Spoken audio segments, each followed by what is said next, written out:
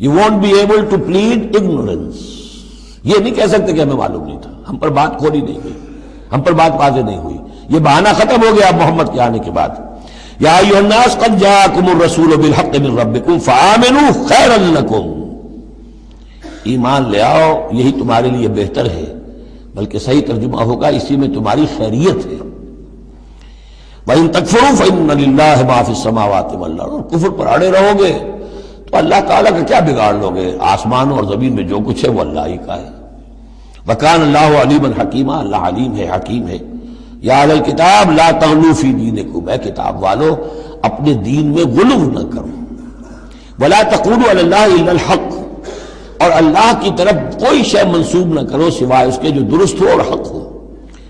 جھوٹ بولنا ہے تو بازی بارش بابا ہم بازی. جھوٹ بولنا ہے خود بولو. خدا پر جھوٹ جڑنا اللہ نے یہ کہا. یہ تو گویا کہ یوں سمجھیے کہ بازی بارش بابا ہم بازی والی بات ہو گئی. لا تقولوا علی اللہ الا الحق انما المسیح عیسی ابن مریم رسول اللہ. دیکھو مسیح عیسیٰ ابن مریم اللہ کے رسول تھے، یہ حیثیت ان کی ہے. الوہیت میں کوئی حصہ نہیں ہے، وہ خدا کے بیٹے نہیں ہیں، رسول اللہ ہے. وَكَلِمَتُهُ أَلْقَاهَا إِلَىٰ مَرْيَمَ. اور اس کا ایک کلمہ ہے کہ جو اس نے ڈالا مریم پر، یعنی مریم کی رحم میں جو حمل ہوا ہے حضرت عیسیٰ کا، وہ اللہ کے کلمہ کن کے طرف فعل ہوا ہے. ایک جو فزیکل جو بھی حصے ہیں کسی عمل کے، اب کسی بھی انسان کی ولادت میں ایک حصہ باپ کا ہے، ایک حصہ ماں کا ہے. لیکن حضرت مسیح علیہ السلام کی ولادت میں ماں والا حصہ تو پورا موجود ہے. حمل ہوا ہے، 9 مہینے آپ اپنے رحم میں رہے حضرت مریم سلام علیہا کے، لیکن یہ کہ باپ والا حصہ نہیں ہے. تو اللہ تعالیٰ کے ہاں جہاں پر بھی کوئی اس طرح کا لنک جو ہے، جو میٹیریل لنکس ہیں جو، وہ اگر کہیں ٹوٹا ہے تو کن، اللہ کا ایک کن جو ہے، اللہ کا ایک امر، وہ وہاں پر کفایت کرتا ہے. اس معنی میں اللہ تعالیٰ کے کلمے ہیں.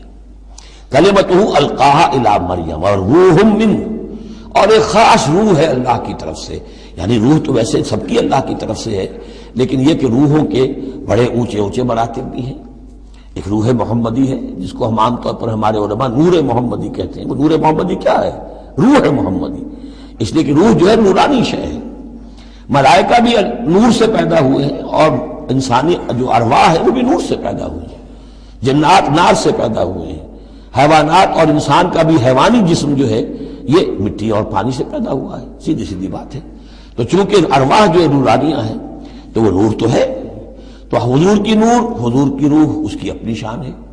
حضرت عیسیٰ کی نور کا نور اور ان کی روح ان کی اپنی شان. روح من فآمنوا باللہ ورسولہ. پس ایمان لاؤ اللہ پر اور اس کے رسولوں پر. ولا تقولوا ثلاثہ. اور دیکھو تثلیث کا عقیدہ مت گھڑو. یہ نہ کہو کہ 3 ایک میں 3 3 میں ایک، الوہیت 3 میں ہو گئی، 3 اقنوم میں. انتہوا خیرا لکم. باز آ جاؤ، اسی میں تمہاری خیریت ہے. انما اللہ الہ واحد. جان لو اللہ تو ایک ہی الہ واحد ہے، تنہا ہے. سبحانہ ان یکون لہ ولد. وہ پاک ہے اس سے کہ اس کے کوئی بیٹا ہوتا یا اولاد ہوتی. لہو ما فی السماوات و ما فی الارض.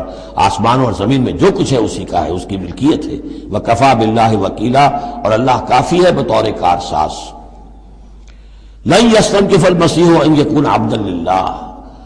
مسیح کو تو اس میں ہرگز کوئی عار نہیں ہے کہ اس کو کہا جائے کہ وہ اللہ کا بندہ ہے. اس کو تو اللہ کے بندہ ہونے میں اسے اپنی شان محسوس ہوگی. جب ہم کہتے ہیں وَنَشْهَدُ أَنَّ مُحَمَّدًا عَبْدُهُ وَرَسُولُهُ، تو یہ عبدیت کی شان تو اور بلند و بالا ہے، رسالت سے بھی اوپر ہے. یہ ایک علیحدہ مسئلہ ہے، پھر کبھی اس کو بیان کروں گا. تو لن یستنکف المسیح ان یکون عبدا للہ. یہ کوئی بات ان کے لیے کوئی عار کی نہیں ہے کہ وہ اللہ کے بندے ہوں. بل الملائکۃ المقربون. اور نہ ہی جو ملائکہ مقربین ہیں انہیں اس میں کوئی عار ہے کہ انہیں اللہ کا بندہ سمجھا جائے. سب بندے ہیں.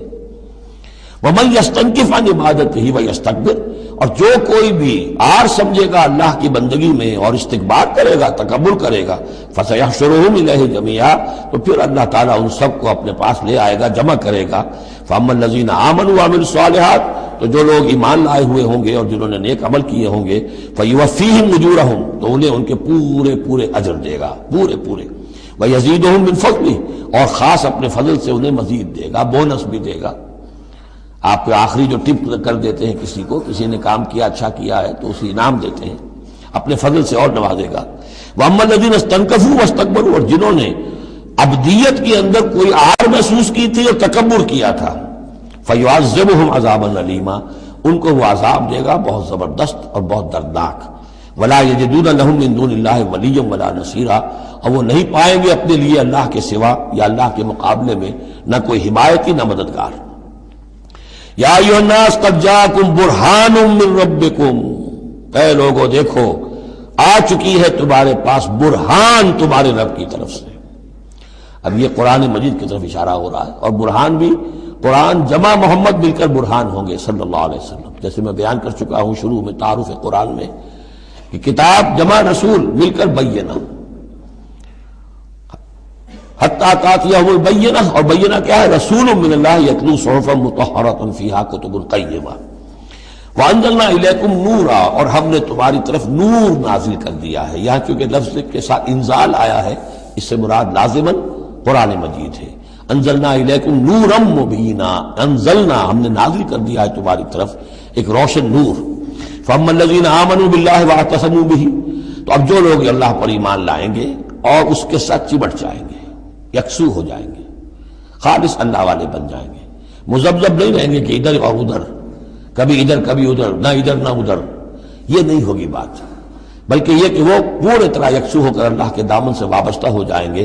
فَسَيُدْخِلُهُمْ فِي رَحْمَةٍ مِّنْهُ وَفَضْلٍ، انہیں وہ داخل کرے گا اپنی رحمت اور فضل میں، وَيَهْدِيهِمْ إِلَيْهِ صِرَاطًا مُسْتَقِيمًا، اور پھر یہ کہ انہیں چلائے گا صراط مستقیم پر جو اس تک لے آئے گی، وہ صراط مستقیم یہدیہم الیہ، اپنی طرف ہدایت دے گا سہج سہج رفتہ رفتہ، الہ اپنے پاس اپنے خاص فضل و کرم کی جوار رحمت میں لے آئے گا، صراطا مستقیما، سیدھے راستے پر چلا کر۔ اب یہ جو ہے آخری ایک آیت رہ گئی ہے، پھر یہ استفتاء ہے۔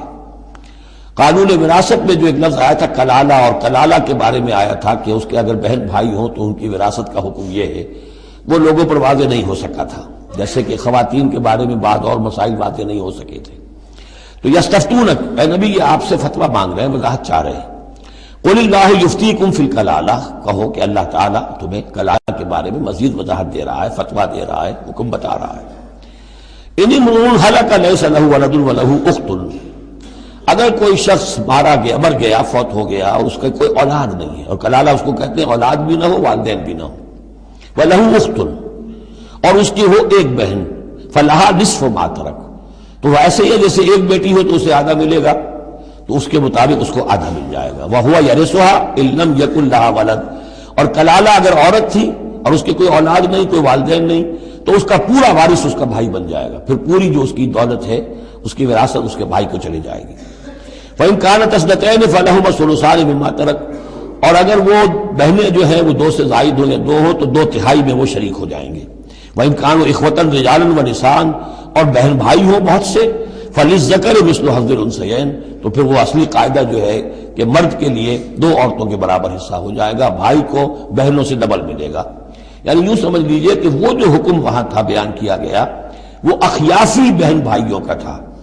اخیافی بہن بھائی وہ ہوتے تھے عرب میں کہ ماں ایک ہو باپ علیحدہ ہو، ان کا چونکہ خاص مسئلہ ہوتا تھا اس لیے بیان کر دیا۔ باقی عینی اور اللاتی، ماں باپ دونوں ایک ہو، اور یا یہ کہ مائیں علیحدہ ہو باپ ایک ہو، تو ان کا وہی قانون ہوگا کہ جو بیٹا بیٹی کا ہے، کہ جس طریقے سے کہ بیٹا اور بیٹی میں جس نسبت سے وراثت تقسیم ہوتی ہے ایسے ہی ان بہن بھائیوں میں ہوگی۔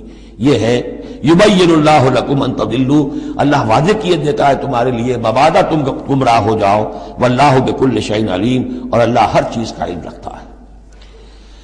سورہ